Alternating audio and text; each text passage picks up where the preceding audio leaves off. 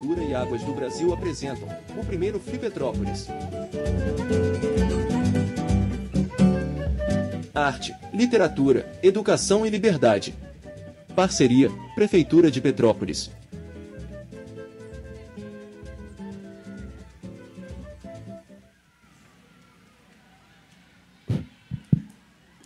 Oi, Frei. Tudo bem? Eu acho que agora é conosco, viu? Agora é conosco. O público está querendo saber um pouco das nossas histórias literárias, das nossas aventuras por aí. Mas pediram para a gente se descrever primeiro fisicamente para aqueles que têm deficiência visual. Ok. Começa por você. Ah, é? Por mim? Os mais velhos, é isso?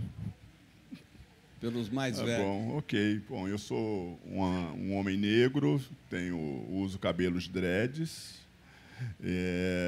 óculos, né, um óculos de grau, mais para leitura, mas eu geralmente uso esse óculos, estou de camisa branca, uma bata em homenagem ao Frei, uma bata comprada em Cuba, né, Frei, uma calça marrom, tênis e um tênis branco. Sou uma pessoa de 1,81 m, até a última medida. Bem, eu tenho a pele branca, sou Frei Beto, cabelo branco também, e tenho 1,68 m, estou com uma camisa roxa, uma calça jeans, como tom eu uso óculos, é isso. E quero agradecer ao público aqui presente pela acolhida e participação. Maravilha. Bom, eu estava primeiro, sim, o Frei é uma pessoa que eu vejo de tempos em tempos, então acho que a última visita nossa foi 18 ou 19, né? O lançamento de um livro seu no Rio de Janeiro, mas eu tenho sempre muita saudade de você. E eu penso que nesse mundo, nesse universo que a gente está hoje vivendo, né? Tivemos aqui com Chico Otávio e Matheus Leitão falando, né, dessa questão dos regimes totalitários, né, brasileiros, né, e como eles não só atingem a questão política necessariamente partidária ou ideológica, né, de esquerda, nesse sentido, mas como ele abarca toda um ideário de vida, né, de existência. Eu escrevi, sou colunista da Folha de São Paulo, e agora com os 60 anos da ditadura, eu escrevi um texto sobre a minha prisão aos 15 anos de idade, sendo acusado de comunista perigoso, subversivo. E até provar o contrário, eu apanhei muito, né, pelo regime militar.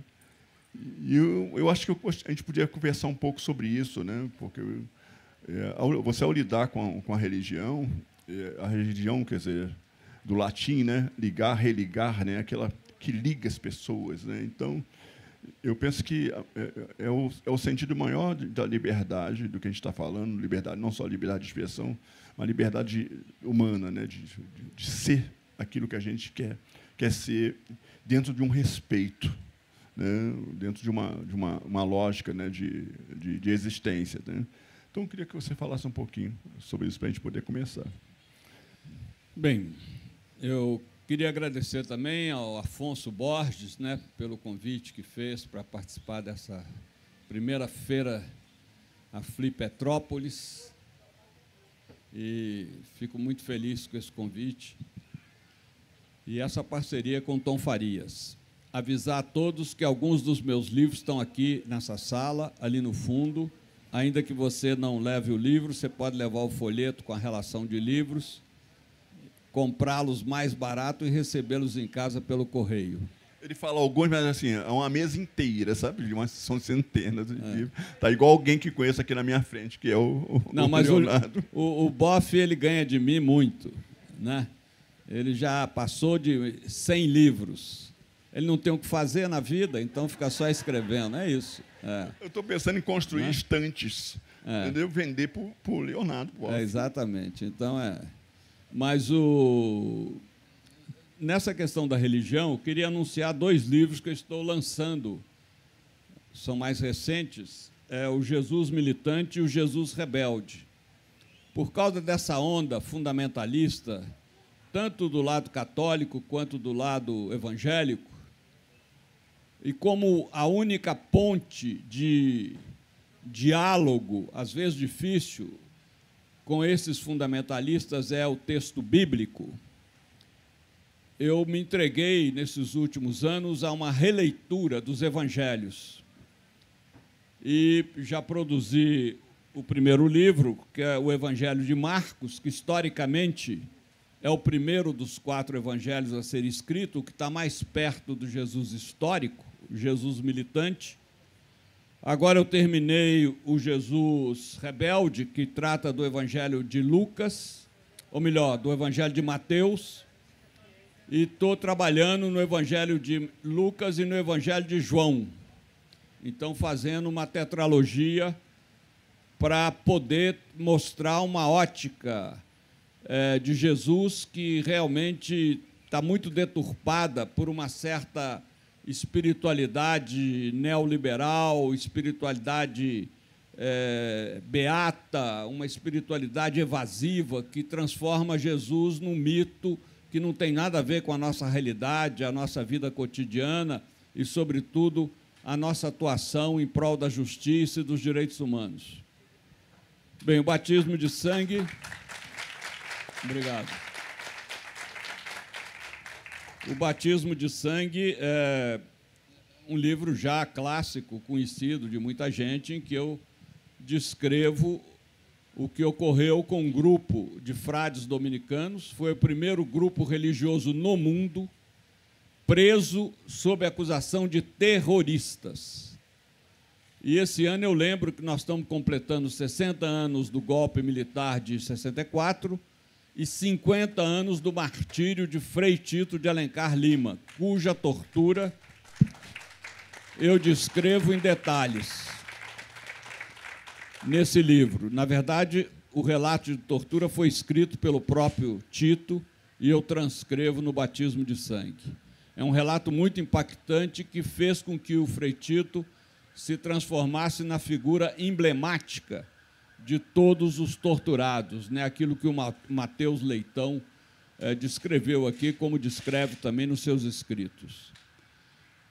Como o Tom disse, a religião realmente é um religar. Há uma frase de Santo Tomás de Aquino, meu confrade, muito enigmática e muito real. Quanto mais espiritualidade tem uma pessoa, menos ela precisa de religião. E, no entanto, hoje nós temos muitas religiões e nem sempre temos espiritualidade. E, como você bem disse, Tom, a espiritualidade é alguma coisa que nos liga ao próximo, à natureza, a Deus e a si mesmo. Então, ela tem essa quádrupla dimensão.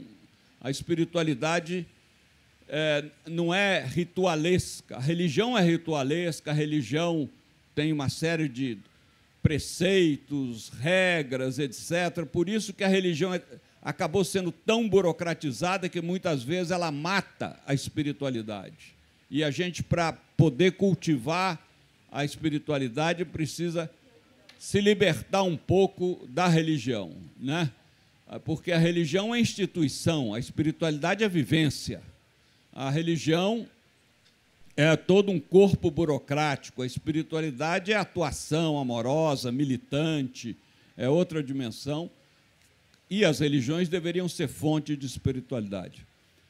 Mas eu devolvo a pergunta em outro sentido. Como é que você começou a ser escritor? Escritor, muita gente é. O que é difícil no Brasil é virar autor. Então, conta para a gente, como é que você se descobriu escritor e como é que você virou autor? 2 horas, né, para responder, não é isso? Então, vamos lá. É imersão, né? Seja sucinto, é ótimo, né? Bom, o meu detalhe é que eu comecei a escrever muito cedo, muito menino, E estreiei no jornalismo com 14 anos, né? Não devo ser exatamente perfeito, mas eu tive um processo de perder meu pai muito cedo, com 10 anos, e aos 11 uma insônia crônica, de recorde de 4 dias sem dormir, que era basicamente normal, mas sem sentir nada no corpo, nada disso. E meu pai me deixou muitos livros, né? Meu pai era um servidor público, me deixou muitos livros, toda a coleção do Machado, toda a coleção do Lima Barreto, os livros de Zé Alencar, a Raul Pompeia, todos esses livros tinha em casa. Os Lusíadas, que agora, né, Camões fazendo 500 anos agora de morto, né? Ele e o Shakespeare. E aí, como não tinha alternativa, eu ia ler. Então, eu ficava a noite toda lendo aqueles livros, né? E se tornei uma pessoa horrorosa, né? Porque, além de tudo, eu sabia o Ateneu de cor, todas as poesias do Augusto dos Anjos, aquela coisa toda, enfim. Para arrumar namorada era horrível, né? Porque ela não gostava de declamar, né? Augusto dos Anjos, né? Então eu queria Álvares de Azevedo, eu queria o Castro Alves, né? Então como não tinha acesso, digamos, a outro meio, eu comecei a escrever diários. Então fazia processo de diário. Há uns 10 anos achei 4 desses meus diários, né? Estão guardados no cofre. Então foi a partir daí que eu comecei a escrever. Mas aos 14 anos eu, na escola técnica, publiquei um jornal estudantil chamado Boca Livre, e talvez por eu saber um pouco mais de literatura, eu fui chamado para ser editor do jornal, e na redação do jornal, na melhor redação do jornal, que era a lanchonete da esquina, eu lendo o meu texto, que ia ser publicado no jornal, e um camarada de terno e gravata, todo muito sério, parecendo um advogado, né, falou para mim, eu gostei muito desse texto, você não quer publicar no meu jornal? E nós decidimos, na hora, entregar o texto para ele, chamava Consciência, o texto. Devia ser esses arrobos juvenis, né, sobre liberdade, essas coisas todas. E eu entreguei o texto para ele, ele falou assim, daqui a uma semana vai ser publicado, está aqui meu cartão, passa lá na redação e apanha o teu exemplar. Eu fui buscar o exemplar. Aí fui lá, olhei o texto, do lado do editorial, o texto. Falei, caramba. E aí, quando eu fui embora, ele falou assim, não, passa ali na tesouraria. Fui lá na tesouraria, me fizeram assinar um recibo, me pagaram. Falei, que excelente, gente. Está melhor do que o Boca Livre, né? Da escola. Então, foi a partir daí que eu fiquei com essa coisa da literatura, mas como eu era muito leitor, né, eu me enveredei muito nessa coisa da literatura. E como eu fui preso aos 15 anos, morava no Realengo, ou seja, a Vila Militar, né, o Figueiredo passava na minha porta de cavalo, porque ele fazia equitação na escola de Realengo. Ele passava lá, o Figueiredo.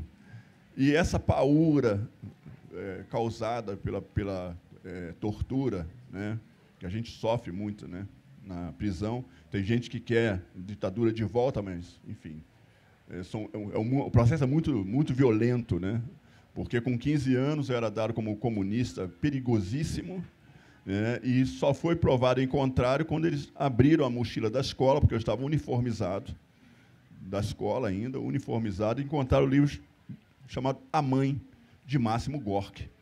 Era uma brochura, eu guardo ali até hoje como uma relíquia, não informava nada sobre o autor, nada. Era um livro, lá estava A Mãe, Gorki e tal.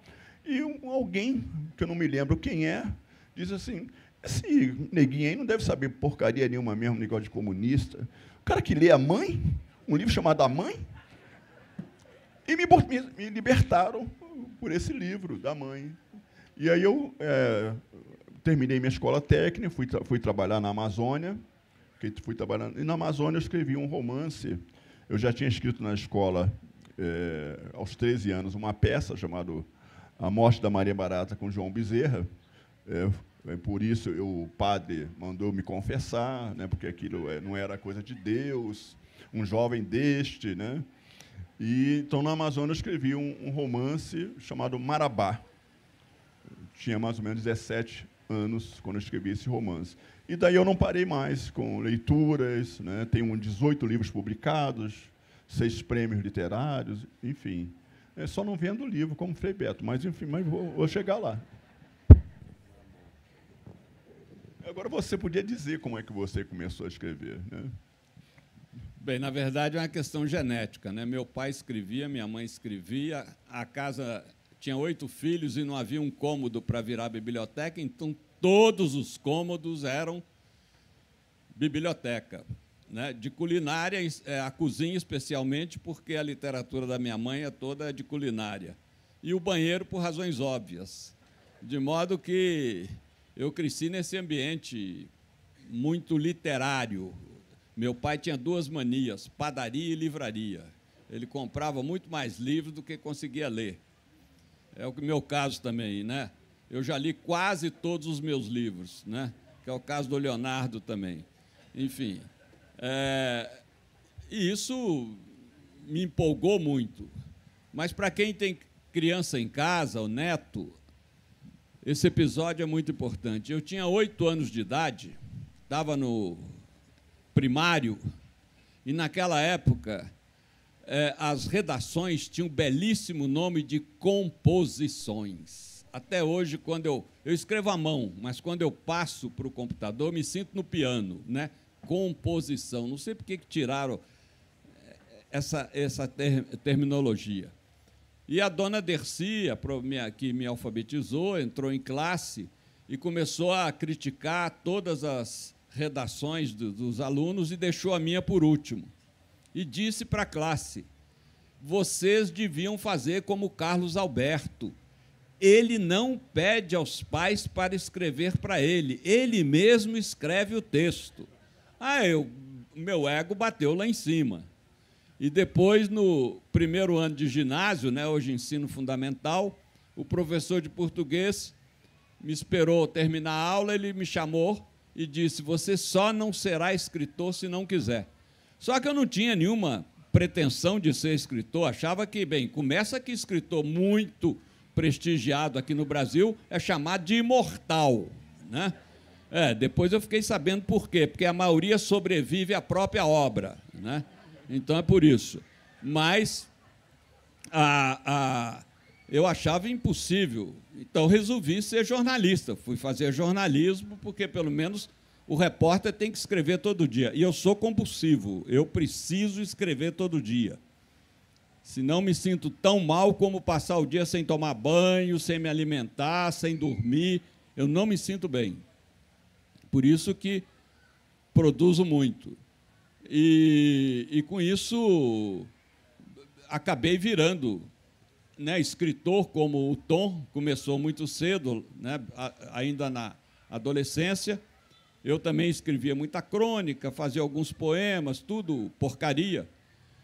Agora, o fato é que quem me tornou autor foram os generais brasileiros, porque eu estava preso, escrevia cartas para familiares, amigos. Muitas delas saíram clandestinamente, porque eram cartas de denúncia do sistema carcerário da ditadura. Elas estão todas hoje publicadas num livro que está aí no fundo, Cartas da Prisão. E uma escritora amiga, famosa hoje, porque é muito premiada, a Maria Valéria Rezende, ela reuniu essas cartas aqui fora, mandou para a Itália, e lá na Itália elas foram publicadas quando ainda faltavam 2 anos para eu sair da prisão. Eu fiquei 4 anos, de 69 a 73, elas foram publicadas na Itália em 71. E depois republicadas em vários países na Itália. Só saíram aqui no Brasil depois que eu saí da prisão, em 74. E então, a partir daí, eu comecei também a produzir livros. Um negócio curioso, havia muita censura no cárcere da entrada de livros. A gente recebia, os livros eram entregues à carceragem, a gente recebia a lista dos títulos e depois, quando eles chegavam na cela, a gente conferia quais que entraram, quais que não entraram. Inclusive, eu terminei o curso de teologia no cárcere, então eu recebia muitos livros do curso. E um dia eu fiquei sabendo que o meu livro de cartas da prisão tinha sido publicado na Itália, livro este que eu tinha escrito lá dentro do presídio Tiradentes. Mas a censura do presídio não permitiu que o exemplar entrasse. Né?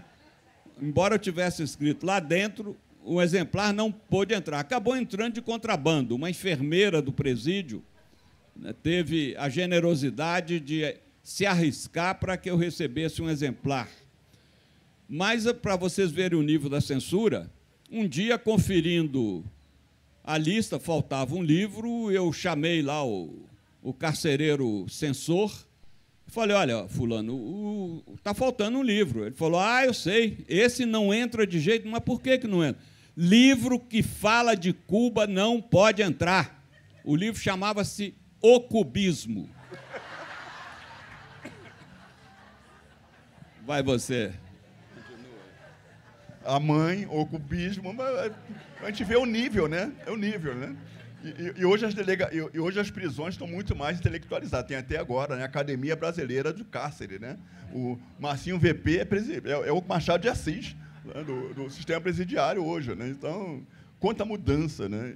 E quanta coisa em comum você vê que, né, dois ex-presidiários aqui, né, não devemos ser boa coisa na vida, cuidado com a gente, cuidado com as selfies que vocês tirem conosco, né? E como os caminhos, né, eles são, de uma maneira ou de outra, né, ditado, né, por uma... Parece que a gente vai por uma questão de um imã, né, pisando esses caminhos, né? Ninguém queria se tornar o que...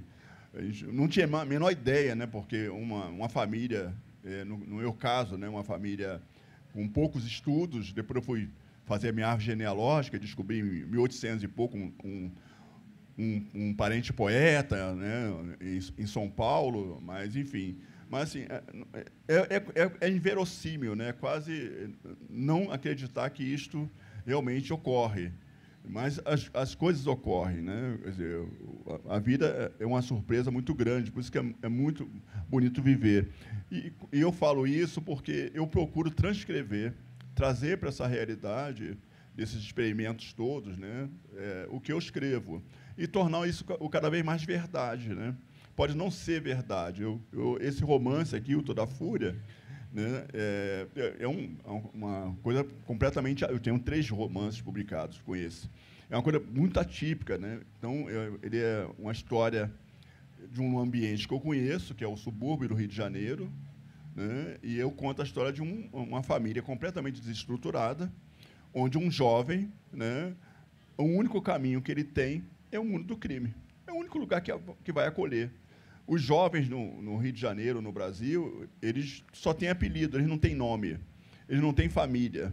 Ninguém conhece a história do outro lado desses jovens. Você só conhece a história da repressão, né? A gente vê a praia de Copacabana, né, policial correndo atrás de jovem, prendendo, aquela coisa toda. Mas ninguém se preocupa a saber o que esse jovem está aqui. O que eles querem? Eles não estão roubando joalherias, para anéis, relógio de valor. Eles vão ali, bate carteira, vão parar no quiosque e vão pedir um hambúrguer, vão pedir uma Coca-Cola, é isso que eles fazem. E aí eu resolvi contar a história inversa. Botar a história desse jovem a público. Como é que ele é? Que sentimento que ele tem? Né? Como é que é a existência dele? E as pessoas ficam... Você viveu isto? A primeira pergunta é essa, se eu vivi isto, né? Conheceu alguém? Né? Eu falei, não conheci ninguém. Mas a verossimilhança da coisa é de trás. Quer dizer, alguém pode dizer que não, esse cara não escreveu essas cartas da prisão, né? Primeiro, como é que ia escrever carta na prisão? Não tem papel, nada disso. Mas isso também transpassa naquilo que a gente acredita, né? Ou seja, naquilo que a gente escreve. Você acreditar naquilo que você escreve, confiar naquilo que você escreve. E eu acho que é isso que faz com que a nossa literatura chegue a alguém, toque em alguém, né? Eu fiz a biografia da Carolina Maria de Jesus, e a Carolina é uma mineira que nasceu em Sacramento e uma vida toda forjada na escravidão, família basicamente analfabeta, e ela só teve primeiro e segundo ano de ensino fundamental. Mas se apaixonou tão grande pela literatura que ela nunca deixou, Frei, de escrever e de ler. Nunca. Era uma obsessão da Carolina escrever e ler. E um belo dia, um grande camarada, que eu admiro muito, que é o Audálio Dantas, né, um grande jornalista, resolveu tomar pulso e publicou o Diário da Carolina, esses escritos dela, que saiu no livro Quarto de Despejo. Né? A Carolina se tornou uma pessoa tão famosa. Né? Primeiro, ela foi lida de John Kennedy a Papa, para começar. Foi best-seller em 11 países ao mesmo tempo. Né? 11 países ao mesmo tempo. E ela gerou tudo isso dentro de um barraco que era menor do que esse palco, onde lidava com 3 filhos, sem nenhum tipo de infraestrutura, energia, água, nada disso, e saiu dali para o mundo. Como é que vai imaginar que uma pessoa, né, numa condição social e cultural dessa, consiga atingir? É aquilo que a Clarice Lispector falou sobre ela. Né? Você escreve a verdade. Então, acho que esse é o pressuposto. Né? Pode escrever ficção, pode escrever... Mas alguma coisa ali tem a verdade. Né? Então, acho que um pouco do que você escreve é isso. Né? Eu acho que o batismo de sangue é tão premiado, né? Não só, mas é por essa verdade que você transmite. Né? Então, eu queria que você falasse um pouco dessa... Na verdade, eu transito por vários gêneros, até pelo infanto-juvenil, e deve ser pelo fato de... Eu tenho uma família muito grande, eu tenho 16 sobrinhos e 24 sobrinhos netos, fora os que vão nascer por aí. Quando se reúne a família toda, na época do Natal, meu irmão sempre avisa, cuidado para não pisar num bebê, né? Porque o que tem de gente engatinhando ali no chão. Então, eu acho que isso também me levou a produzir literatura infanto-juvenil. Mas eu sou muito memorialista. Primeiro, por ter vivido uma trajetória excepcional, eu fui preso 2 vezes durante a ditadura, primeiro em 64, eu tinha 19 anos, aqui no Rio, pelo Serviço Secreto da Marinha, o Senimar. Fiquei só 15 dias preso, mas fui torturado, etc. E depois eu fui preso de novo em 69 e fiquei 4 anos. E com uma experiência também pela qual só 6 presos políticos em todo o Brasil passaram. Nós fomos misturados aos presos comuns. Então, dos 4 anos que eu fiquei preso, os 2 primeiros junto a presos políticos, os 2 últimos junto a presos comuns, que eu descrevo no Cartas da Prisão e no outro livro que tem ali, chamado Diário de Fernando. Por que Diário de Fernando? Porque o Frei Fernando, meu colega, que era um dos 6, ele teve a ousadia de escrever em papel celofane com letras minúsculas um diário que saía, em geral, saía do cárcere dentro de cigarros. Ele abria o maço de cigarro pelo fundo, tirava metade do fumo, cigarro de filtro, colocava o papel celofane enroladinho ali dentro, remontava o cigarro muito bem feito, remontava o maço e trocava na visita com outro frade que ia nos visitar. Eu levei 36 anos para decifrar esse material, porque o Fernando não era nem jornalista, nem escritor, nem historiador. Ele apenas era um apontador. Então, por exemplo, nós tivemos durante um ano numa cela com 50 presos políticos. O Paulo de Tarso voltou para a tortura. Só que tinha 3 Paulo de Tarso dentro dessa cela. Então, precisava pesquisar qual dos 3 havia voltado para a tortura. Então, é um livro que deu muito trabalho, como eu redigi, em homenagem ao trabalho de coletar essas informações, eu coloquei no livro Diário de Fernando. Então, acho que é importante registrar isso, porque nós não podemos, de maneira alguma, deixar que a memória desses anos de ditadura, 21 anos, se apague. Né? Nesse ponto, a gente tem que agir como age a comunidade judaica. Né? O Holocausto não pode ser esquecido. E aqui no Brasil também. Né? Não podemos deixar que seja esquecido, porque, quando se esquece o passado, a gente corre o risco de, no presente, né, repetir no futuro esse passado. Então, é muito importante que as novas gerações saibam o que foi a ditadura. Eu já, participando em eventos em escolas, já me surpreendi com rapazes e moças perguntando: esse negócio que o senhor está falando aí de tortura, prisão, mas isso aconteceu lá no Chile, na Argentina, aqui no Brasil não, né? Negócio incrível, eu levo o maior susto. As pessoas, o negacionismo chega a esse ponto de achar que não foi. E hoje a gente está correndo risco, com a intentona golpista de 8 de janeiro de 2023, o Brasil hoje corre o risco de essa frágil democracia abrir espaço de novo para um regime ditatorial. Isso é muito perigoso. Mas, Tom, fala aí, o que te encanta mais, escrever ficção ou ensaio? O que me encanta mais é escrever. Eu penso que, como você, até uma forma, né, de a gente dizer para quem quer escrever, né? Escrever é uma coisa muito séria, gente. Escrever é uma profissão, como ser médico, ser advogado, ser arquiteto.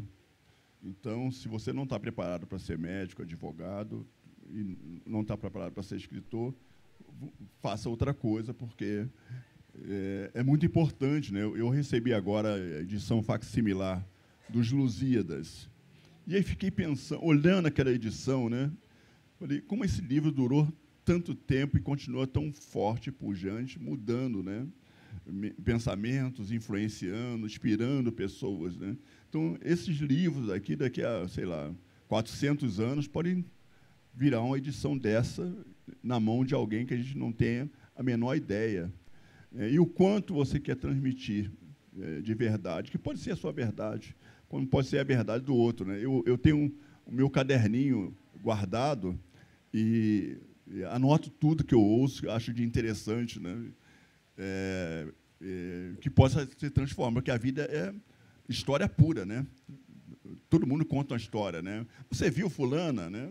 Aí você imagina essa frase, né? Você viu fulana, ela pode virar uma história a partir de você viu fulana. Aí você bota a roupa em fulana, bota o cabelo, cria um hábito para fulana, dá filhos para fulana, dá netos para fulana, transforma a fulana em cozinheira, né, arquiteta, em médica, em terrorista. Então, você pode transformar a fulana em qualquer tipo de coisa. Né? E, no final, a fulana pode ser fulano, pode ter enganado todo mundo. Pode ser fulano, não fulana em si. Né? Então, eu penso que o ato de escrever, eu faço isso todos os dias, ou seja, se eu tenho um compromisso de manhã, eu posso acordar um pouco mais cedo, leio 5, 10 páginas ou um pouco mais, escrevo qualquer coisa que vem na tela, mas eu sempre tenho alguma coisa para escrever. Como eu sou de jornal, sempre tenho que fazer alguma coisa, mas em termos de projetos literários, eu tenho lá minhas pastinhas, eu acho que eu vou vir aqui. E aí o pessoal falou assim, mas os seus momentos de inspiração para escrever. Eu falei, você imagina você aguardar um momento de inspiração? Falei, e aí, chega um momento de inspiração, você está entubado de Covid. Vai fazer o que com aquele momento de inspiração? Entendeu? Então, não há momento de inspiração. Né? É um momento de transpiração, de fato. Então, é preciso você ter um compromisso com o seu fazer, né, literário. E esse compromisso é que vai apurando. E, você, de alguma maneira, você vai entendendo aquilo que um ou outro, né, gosta ou não de ler, aquele que te acompanha, o que publicam na rede social. Né? Eu recebo muitas coisas em rede social de pessoas, eu li seu livro, achei isso, achei aquilo, achei uma porcaria, enfim, tudo é possível você perceber. Mas acho que vem desse exercício. E eu posso escrever um poema, né, que eu comecei muito novo, eu achava que ia ser compositor, por exemplo, e comecei a fazer letras de música. Eu tinha mais ou menos ali por volta de uns 14 anos, e um belo dia eu bati na Escola de Samba Mocidade Independente de Padre Miguel, com um monte de manuscrito, um calhamaço, um caderno, e fui levar para o mestre André, da Escola de Samba Mocidade Independente de Padre Miguel. E aí alguém falou assim, não, eu queria falar com o seu mestre André. Aí falou, ele sabe quem você é? Não, eu falei, eu vim trazer uns negócios, umas músicas para ele olhar. Aí fiquei lá horas, sentado na quadra, em Padre Miguel, horas, esperando, ele nunca saía. Daqui a pouco ele sai, andando, e ele, quem sabe, o mestre André que inventou a paradinha, né, das baterias nos desfiles das escolas de samba, né? Era uma sumidade, assim, eu nunca tinha visto, ele nunca tinha me visto mais gordo, né? E tinha uma questão muito engraçada, né, porque a pessoa pensava assim, olhava assim, um cara preto, outro preto, assim, esse deve ser, que filho é esse que eu tenho? Deve ser meu filho, com alguém. Vou logo dizer que eu não sou pai dele, né? E aí o mestre vem acompanhado de uma pessoa, e aí alguém falou assim, mestre, esse moleque quer falar contigo aí. E ele foi andando, assim, eu fui atrás dele, depois de horas esperando, fui andando, e ele andando com a pessoa do lado. Aí eu falei, não, o que você quer? Não, eu queria ser compositor da escola, vim trazer aqui umas letras aqui para o senhor dar uma olhada. Ele falou assim, Cartola, o camarada quer ser compositor. E eu não tinha a menor ideia quem era Cartola na minha vida, né? E fui embora. Ganhou o caminho dele e eu fiquei lá, com aqueles negócios frustrados, fui embora para casa, tal, sem saber. Então, assim, eu acho que a gente precisa ter um pouco dessa coragem, né? E essa coragem que me levou a conhecer muita gente. Eu conto sempre minha história com Drummond, né? Só para encerrar, a minha história com Drummond, eu gostava muito do Cruz de Souza, sabia tudo de cor do Cruz de Souza. E o Plínio Doyle, que era um bibliófilo famoso no Rio de Janeiro, foi presidente da Biblioteca Nacional, e eu, de alguma maneira, cheguei ao Plínio Doyle, ele tinha um livro raro do Cruz de Souza, um único exemplar existente ele tinha. E fui lá para conhecer o livro, o Plínio já idoso, com aquela bengala, e ele tinha um apartamento do tamanho desse galpão aqui, só para livros e reuniões, e ele tinha uma reunião chamada Sabadoyle. E essa reunião durou 38 anos. 38 anos. E eu fui exatamente num dia de reunião. Cheguei mais cedo, ele me botou na salinha dele, no escritório, abri assim, só tinha relíquias, né, de primeiras edições, e aí me mostrou o livro, pode ficar sentado na minha cadeira, leia à vontade. Eu fiquei lá horas lendo. E aí saio do escritório dele, num corredor, e vejo assim um camarada sentado no canto, lendo. Eu passei assim, rápido, assim, eu acho que é o Drummond. Volto. Tipo assim, né? Esqueci alguma coisa, né? Voltei, né? Aí volto de novo, assim, meio devagar, assim, olhando assim. Aí foi, é o Drummond. Aí o Drummond olhou assim para mim, estendeu assim a mão. Aí eu tomei uma coragem, que eu não sei de onde saiu, e aí fui lá falar com ele. Eu não só queria falar que eu sou seu admirador, que não sei o quê. E o Drummond pegou um papelzinho, anotou o telefone dele. Falou assim, liga para mim. Eu tenho esse papel até hoje guardado, né? Eu falei, ele deve estar me confundindo com alguém, gente, no mínimo. Bom, fomos lá, tal, e eu fiquei com aquele papel na mão. 2 semanas depois, eu me encorajei, comprei um monte de fichas, quase um saco de fichas, ele deve falar muito, né? Fui para um orelhão, no centro do Rio de Janeiro, no Largo da Carioca, do Rio de Janeiro, e botei a ficha lá, tocou. Aí atendeu uma senhora, que é a dona Dolores. Alô, eu gostaria de falar com o senhor Carlos Drummond de Andrade. Ah, é? Quem é você? Eu falei para ela. Ele lhe conhece? Eu falei, sim, ele mandou ligar para ele. Aí atendeu. Falou, oi, achei que você não fosse mais ligar para mim. falei, caramba, gente. Para piorar, ele falou assim, anota meu endereço. Aí eu falei, anota o endereço na orelhão. E quando eu olhei assim para trás, tinha umas 4 pessoas assim.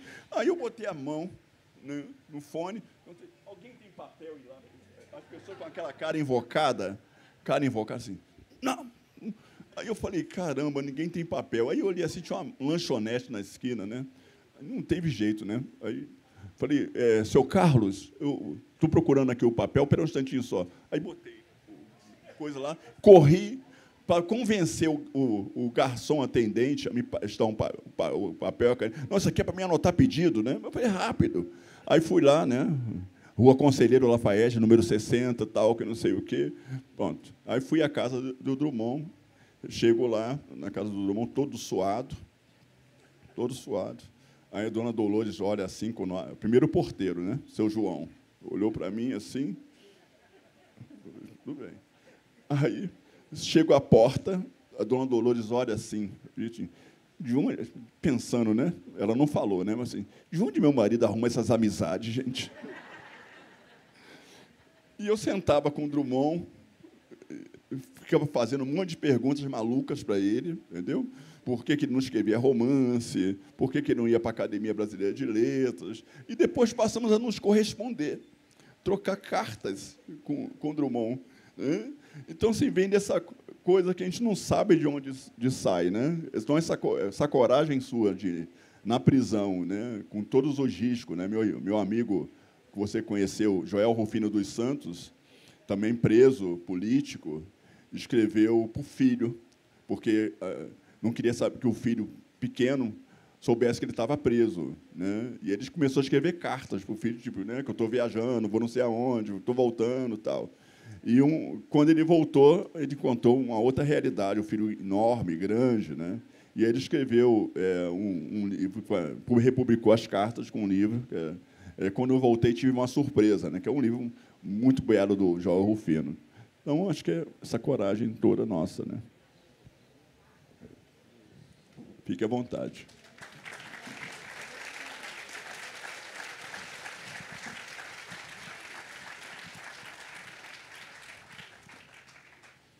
Bem, eu acho que escrever é um ato terapêutico. Eu não tinha consciência disso.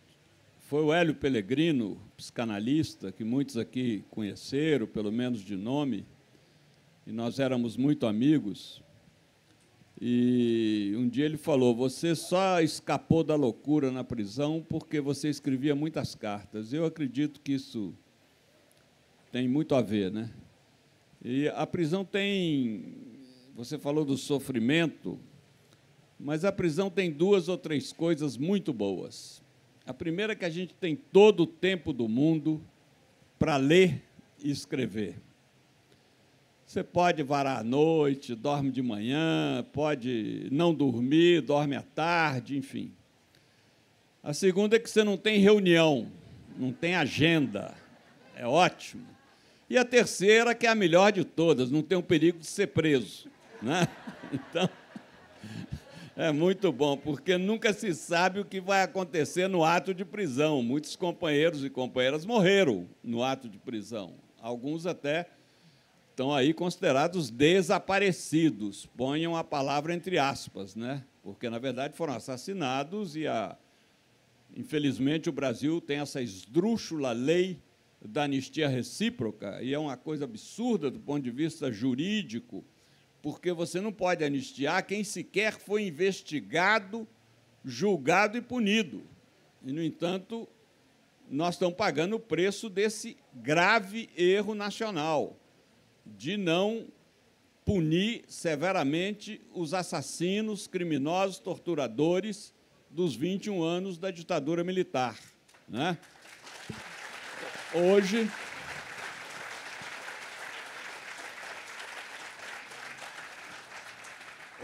as Forças Armadas no Chile, na Argentina e no Uruguai, elas sabem que têm que ficar nos seus quartéis. A nossa não. A nossa se imbuiu de que ela é o poder tutelador da nação, Moderador. Não, mais do que moderador. Além de moderador, é tutelador. Cabe a eles tutelarem a nação, a democracia. Eles pensam que estão acima dos partidos políticos, acima das instituições democráticas e, portanto, podem intervir quando bem querem na vida nacional. E isso vai ser muito, muito difícil de extirpar. E o resultado é o 8 de janeiro do ano passado. Então, eu creio que esses registros são muito importantes, sabe? A gente tem que, na literatura, registrar a história, né, da nossa contemporaneidade, aquilo que a gente viveu. Por exemplo, quando você fala da obra da Carolina Maria de Jesus, o meu amigo, seu amigo também, Audálio Dantas, tanto sofreu por ter permitido que aquele diário se transformasse numa obra de alcance e qualidade universais, sofreu injustamente, porque o Audálio foi absolutamente correto, era uma pessoa muito ética, mas as más línguas o acusam de ter explorado, de ter ficado rico no lugar da Carolina e não sei o quê, enfim, muito complicada essa história. Não vou entrar nisso. O fato é que a Carolina registrou o seu tempo, o seu momento e aquela história do Tolstói, né? Você quer falar do mundo? Fale da sua aldeia. Ou seja, quanto mais a gente descreve uma particularidade, isso se transforma numa universalidade. Então, a identificação que o leitor faz com particularidades, tanto que até hoje a gente usa expressões curiosas na língua que tem a ver com o quê? Com a literatura. Não, é uma situação kafkiana, né? Quantas vezes a gente usa essa expressão?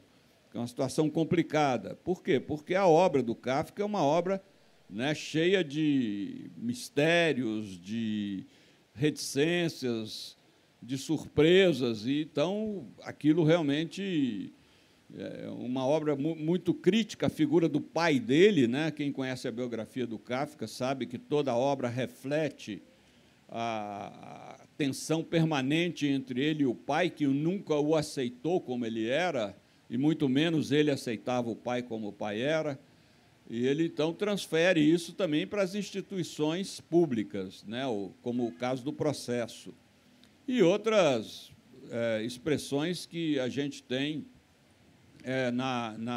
essa situação é quixotesca, né? Então, é do Miguel de Cervantes, o Dom Quixote, aquela epopeia maravilhosa que ele descreve e que inaugura o romance moderno.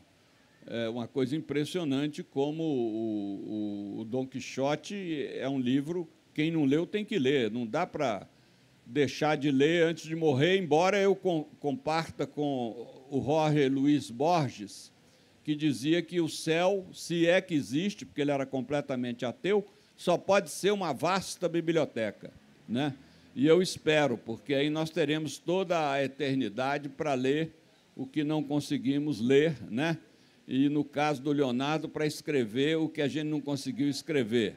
Então, podemos, né? Eu acredito que se escreva lá no céu, como o Chico Xavier acreditava piamente. E eu confesso uma coisa, eu conheci o Chico, tenho o maior respeito pelo Chico Xavier, tenho o maior respeito pela literatura psicografada que ele produziu e fico impressionado.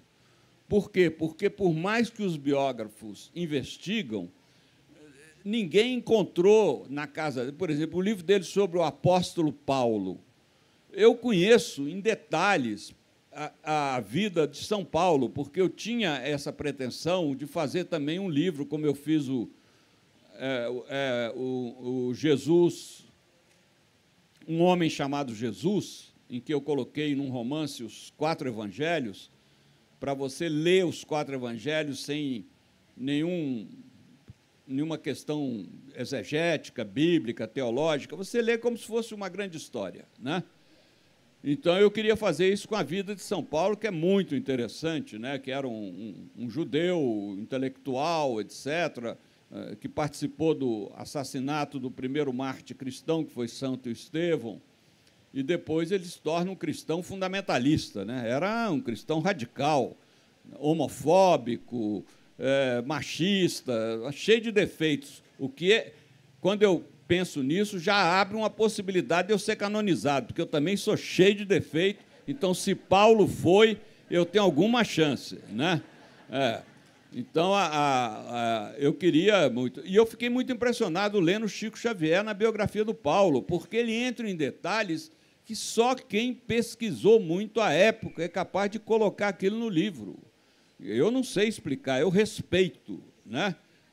Eu respeito quando ele fala. Eu sou, né? Eu tenho o dom da psicografia, eu fecho os olhos, vou escrevendo, como ele tinha aquelas folhas enormes, e escrevendo, e dizia que num jato ele produziu o livro. Não vou duvidar. Por quê? Porque era um homem tão coerente, né? Um homem que a vida inteira nunca aceitou um centavo pelo bem que ele fazia aos outros, né? Recebia as pessoas, tudo ia para as obras que ele indicava, etc. Enfim, uma pessoa muito admirável. Então, eu creio isso. A gente não pode pensar que a literatura é algo secundário. E hoje eu fico muito preocupado por causa da febre das redes digitais. E já tem diagnosticado pela Organização Mundial de Saúde uma nova enfermidade que se chama nomofobia, que é dependência do celular. Se você quer saber se você tem nomofobia, é muito simples o diagnóstico. Se você não desliga o seu celular quando vai dormir, é porque você já tem nomofobia, sabe? Ou seja, você não consegue E quando desligar... dorme com o celular? Hein? E quando dorme com o celular? É o quê? Não, pode dormir com o celular, mas desligado, né? Não tem problema nenhum dormir com o celular debaixo do travesseiro, do lado, mas desligado. Porque o fato da pessoa não conseguir se desconectar já é uma forma de adição química do cérebro, né? Como tem a cocaína, etc., a pessoa está... E isso está trazendo um grande problema para crianças e jovens, que eles estão deixando de ler. E deixando de ler, eles estão deixando de ter vocabulário e pensamento reflexivo e crítico. Por isso que eu fico surpreso a quantidade de jovens de direita que tem por aí. Na minha época, isso não havia, né? Não havia. Juventude, né, como diz a Gal Costa muito bem, não acredita em ninguém com mais de 30 anos. Por quê? Porque todos os revolucionários que nós conhecemos começaram a sua militância antes dos 30 anos. É na juventude. E hoje a gente tem uma juventude acomodada. Eu estou indignado por que a UNE desapareceu. Não vemos nenhuma manifestação em defesa dos palestinos, como a gente está vendo na televisão no mundo inteiro, menos aqui. Não vemos nenhuma manifestação, sabe? Acontecem atos atrozes de racismo, de xenofobia, de feminicídio, e ninguém fica indignado, ninguém vai para a rua, ninguém se manifesta. Isso é muito grave. Nós estamos sendo uma sociedade que está correndo sério risco de domesticação, seja pela direita, seja pelas big techs, pelas grandes plataformas. A gente precisa abrir o olho e tomar muito cuidado com isso. Está na hora da gente começar a despedir. Avisaram aqui. Faltam 5 minutos. É muito tempo. Para não invadir a mesa seguinte. É muito tempo, 5 minutos. Dá para a gente falar muito ainda aqui, né? Mas, assim, agradecer imensamente ao Frei por estar aqui, essa vida corrida que ele tem. Ele está correndo agora para escrever, né? Vai estar escrevendo. Por isso que ele vai embora daqui a pouco. Mas eu queria só deixar um registro do Chico Xavier. Eu estava em Florianópolis, e jovem jornalista, e aí soubemos que o Chico Xavier estava lá. Tinha um galpão mais ou menos igual a esse aqui, uma tenda. Ele atendendo as pessoas, vinham pessoas de todos os lugares, até de outros países, para o atendimento do Chico. E aí nós estávamos muito, muito próximos a eles, e uma senhora foi até. Você já foi chamada para atender e ficar pessoas auxiliares ali, né? E aí ele sentava e a primeira coisa assim, né? Ele olhava para a pessoa, tal, ela falava alguma coisa que a gente não tinha mais ou menos ideia do que era, e sentada ele aqui, e ele pegava esse papel, tampava os olhos, aqui, e escrevia. Escrevia alguma coisa e aí deu para essa senhora, né? Ela olhou, desmaiou, caiu. Era uma mensagem do filho, letra igual, assinatura igual, tudo igual ao filho que tinha morrido. E aí você fica imaginando, né? Que capacidade é esta? E meu avô morreu com 112 anos, então o pessoal em casa é tudo novinho, né, madrinha? O pessoal em casa é tudo novinho, assim, 105, 112 anos. Já falei para minha mulher, vai me aturar muito. Ela é mais nova do que eu, vai me aturar muito ainda. Mas é porque minha avó ficava sentada à mesa, dando de comida para o meu avô. E ela fazia aqueles bolinhos de feijão, e aí dizia assim, meu avô com um dente, mais ou menos, assim, aí você, come, Modesto. Que moleza, Modesto. Come logo, Modesto. E isso ficava na minha cabeça, o negócio de Modesto, né? Come logo, Modesto. E aí minha avó rezava. E eu me lembro que veio e ela fazia mise-en-scène para rezar. Não, eu não estou rezando mais, aquela coisa toda. Mas minha avó rezava qualquer coisa. Então, eu ia buscar um arbusto, um galho no quintal, ela pegava uma faca que ela tinha, um copo d'água e rezava. E dor de dente, espinhela caída, tudo resolvia com a minha avó. Mas veio uma pessoa e ele tinha como se a carne dele estivesse pegando fogo, assim, tudo vermelha, em sangue. E ficou lá, tal, aí minha avó resolveu rezá-lo, e tinha um padrão, uma vez por semana, alguma coisa assim, era sempre 3 vezes que rezava. E ele rezou, foi embora, ele morava muito longe, e aí ele voltou, já voltou assim, uma semana depois, meio transtornado com aquilo. Rezou de novo, na 3ª semana, ele já veio chorando, porque começou a cicatrizar aquilo. E eu me lembro que ela rezava, as folhas murchavam, completamente murchas, depois da reza. E ela pegava aquele copo d'água, ela virava de costas, assim, jogava assim, a água não tinha muita força, né? A água caía assim, mais ou menos, enrolava aquela faca num pano e guardava na gaveta, né? Então, assim, essa coisa sobrenatural, que vai além da nossa capacidade de entendimento, é que faz a gente estar aqui. São bilhões de neurônios que nos guiam. Se olhar com uma lupa bem potente, a gente vai ver, né, que são os pontinhos todos fazendo essa figura que a gente está composta aqui. Então, diante disso, quero agradecer imensamente a vocês todos. E eu sou um dos curadores do festival. Esse é o primeiro festival aqui em Petrópolis. Meu nome é Tom Farias.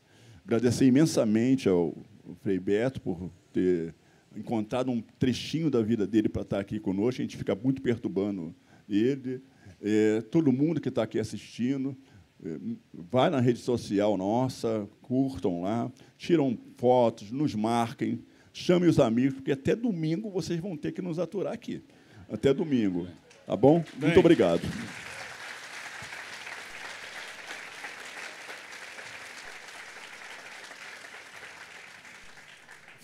Faço minhas as palavras do Tom Faria, porque eu não quero